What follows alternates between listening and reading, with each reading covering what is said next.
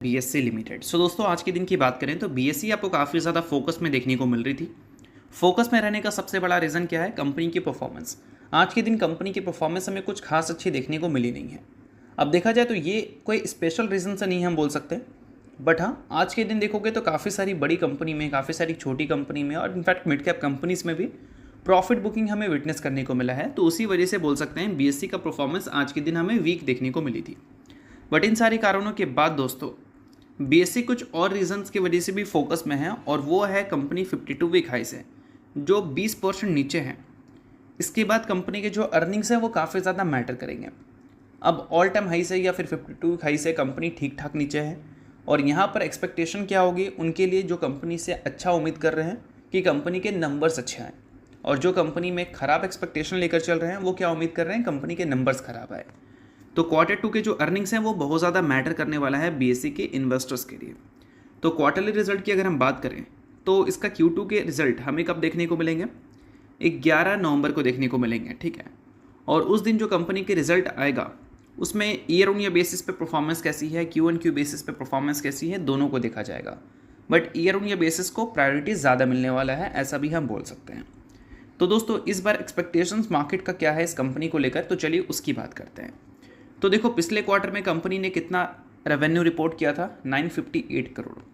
और अगर हम बात करें कंपनी के ऑपरेटिंग प्रॉफिट मार्जिन के बारे में तो वो रिपोर्ट हुआ था 65 करोड़। पिछले 3 साल की हिस्ट्री को अगर आप देखोगे तो इतना ऑपरेटिंग प्रॉफिट मार्जिन कंपनी ने किसी क्वार्टर में रिपोर्ट नहीं किया था जितना कंपनी ने पिछले क्वार्टर में दिखाया था।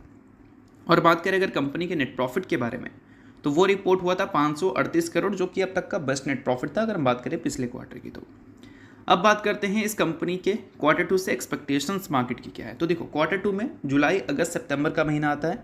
इस पीरियड में काफ़ी सारी चीज़ें ऐसी हुई हैं जिससे वॉल्यूम्स इक्विटी डेरिवेटिव्स का काफ़ी ख़राब रहा है, चाहे हम बीएससी की बात करें या फिर एनएससी की।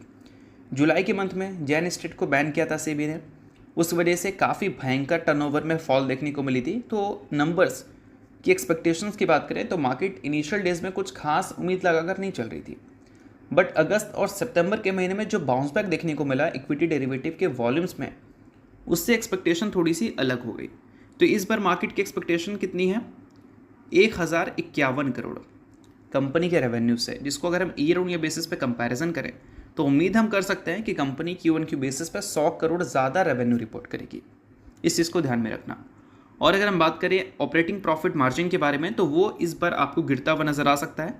पिछले क्वार्टर में 65 करोड़ था, इस बार ये 65 करोड़ में भी देखने को ना मिले, क्योंकि 100 करोड़ ज़्यादा रेवेन्यू के बावजूद भी मार्केट इस कंपनी के जो नेट प्रॉफिट हैं उससे एक्सपेक्टेशन कर रही है 518 करोड़ की, यानी कि नेट प्रॉफिट Q1Q बेसिस पे 20 करोड़ से गिर सकता है। तो ज़्यादा रेवेन्यू के बाद प्रॉफिट अगर गिर रहा है तो इसका मतलब कंपनी के मार्जिन हमें कम देखने को मिलेंगे इस पर्टिकुलर क्वार्टर में। तो देखो नंबर्स जब आएंगे तभी हमें प्रॉपर क्लैरिटी होगी कि नंबर्स कंपनी के कैसे हैं। बट अभी के हिसाब से मार्केट के एक्सपेक्टेशंस क्या है वो मैंने आपको शो किया ताकि आपको चीज़ें समझने में आसानी हो। अब इस